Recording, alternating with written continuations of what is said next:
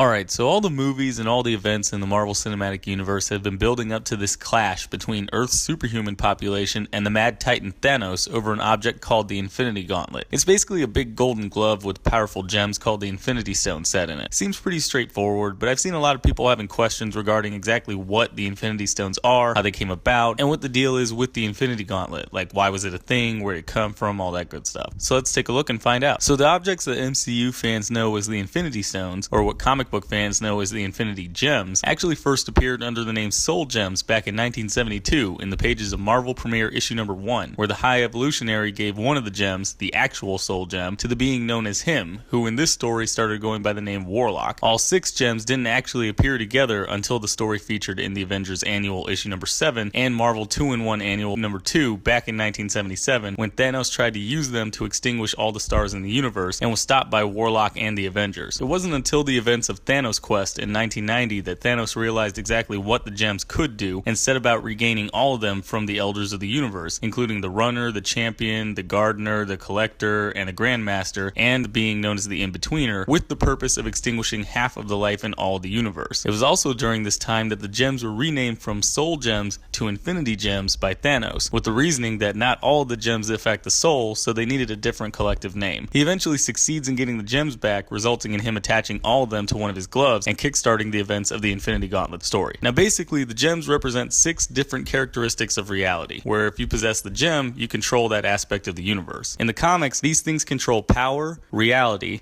the mind, the soul, time, and space. The power gem grants you access to all the power and energy in existence and can boost the effects of the other gems. The reality gem can manipulate reality, even if the result won't make any logical sense. And with the other gems, it can allow the owner of the gems to affect reality throughout the entire universe. The mind gem can either give you telepathic or telekinetic abilities or amplify already existing mental powers, and so long as you have the other gems, you can link the owner of the gem with all the other minds in the universe at once. The soul gem can manipulate and control every soul in the universe, and also has a sentient desire to collect more souls for itself. The time gem lets you have total control over all of time, lets you see possible futures, time travel, and, if you have the other gems, allows you to exist at all points in time simultaneously. And the space gem lets you manipulate space, allowing teleportation, increasing speed, or, provided you have the other gems, allows you to be everywhere in the universe at once. Now, as you might have guessed, holding all of them basically turns you into a godlike being that can shape anything and everything as you please, which is why it was such a huge deal for a murderous, death-worshipping, insane alien like Thanos to have all of them in the Infinity Gauntlet story. The power of all the gems exceeds that of pretty much every being in the Marvel Universe, with the exceptions of the Living Tribunal and the One Above All. There's also been a couple other gems that haven't really been used outside of like one-shot appearances or alternate universe crossover stories, like Deadpool's Continuity Gem, which featured in Deadpool issue number 27, or the Ego Gem from the Ultraverse crossover back in the 90s, but most people tend to forget about those because they really aren't as important. Speaking of the Ego Gem, in the comics, it turns out that the Infinity Gems were actually originally part of a godlike being called Nemesis. Nemesis was actually one of the first things in the universe, eventually getting lonely because nobody else was around yet, and it decided to just explode rather than continue on being the only thing out there. Its remains eventually turned into what we know now as the Infinity Gems. Now, the movie versions of the gems are pretty much exactly the same, but they have a few differences. For one thing, their origin is a lot simpler, in that rather than being the remains of some ultra-powerful being, the Infinity Stones are actually the remains of 6 condensed singularities in the Marvel Cinematic Universe that the Celestials use to obtain a large amount of power and destroy planets.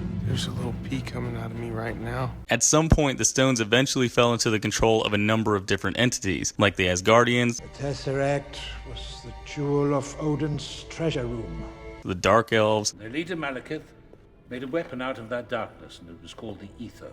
whatever civilization this was, and the sorcerer Agamotto on Earth. There's also different colors for some reason, I'm not entirely sure why. The Power Stone is purple, the Reality Stone is red, the Mind Stone is yellow, the Soul Stone is probably going to be orange, the Time Stone is green, and the Space Stone is blue. The Infinity Stones also tend to obliterate anybody who touches them. unless that one person is super powerful, or if that one person is able to share the immense power within a group. Sometimes that works, sometimes it doesn't. Unlike the regular 616 Infinity Gems, where they're just usually out and about for anybody to see, the MCU's Infinity Stones also tend to hide out in a number of other artifacts, like the Space Stone being stored inside the Tesseract, the Time Stone working as a part of the Eye of Agamotto, etc. Now, even though these things sound all powerful, it turns out they actually have some pretty big weaknesses. We've seen a couple of times in the comics that the gems can actually shatter if they encounter something ultra powerful, like when the time-traveling Wolverine breaks time in the multiverse during the 2013 Age of Ultron storyline, causing the gems of the Ultimate Universe to shatter, or when Captain America pushes back another Earth during an incursion, causing all but the time gem to shatter. Another problem with them is that they can't really work outside of their native universe, as pointed out in the Avengers JLA crossover storyline. During that crossover, a few powerful objects from the Marvel and DC universes, like the Wand of Watum, the Casket of Ancient Winters, the Medusa Mask, the Book of Eternity, were scattered, with the Justice League and the Avengers racing to gather as many of them as they could. Both teams eventually find the Infinity Gauntlet in the possession of DC's Darkseid, who tried using the gauntlet but notices that it doesn't work. His underlings pointed out that while the gems do still have power no matter where in the Omniverse they end up, they won't work unless they're in the original universe. This was also a point in the battle against God Emperor Doom in 2015's Secret Wars issue number 6, when Doctor Strange mentions that he made sure to include an Infinity Gauntlet under Doom's castle that was native to that specific portion of Battleworld. It's also important to remember that there's a pretty steep learning curve with this gauntlet. Like, you don't just pick it up and get to use it without any problems. As we saw in the Infinity Gauntlet story, going from your average self to suddenly having infinite amounts of power can leave anybody wearing the gauntlet confused and disoriented, to the point where it's actually possible to defeat that person, no matter how much power they have. It would still take a lot of work and power, but it's technically possible, at least according to the cosmic beings who fought Nebula when she took control of the gauntlet. That having been said, the Infinity Gems/Stones are immensely powerful objects, and anybody in possession of them isn't somebody you want to take lightly. Now, hopefully the MCU Infinity Gauntlet can carry over some of that same level of power. But if not, hey, at least the comics showed us how dangerous something like that could be. Hey, thanks for watching. If you liked the video, be sure to click that like button, maybe leave me a comment while you're at it, and go ahead and click that subscribe button. Also, don't forget to check out any of my social media pages. I've got a Facebook, Twitter, Twitch, and Instagram. All those links are going to be in the description below. And I've also got my last video right there in the middle of your screen, so if you want to check that out, go ahead and click it, check it out. Alright, and I will see you all next time.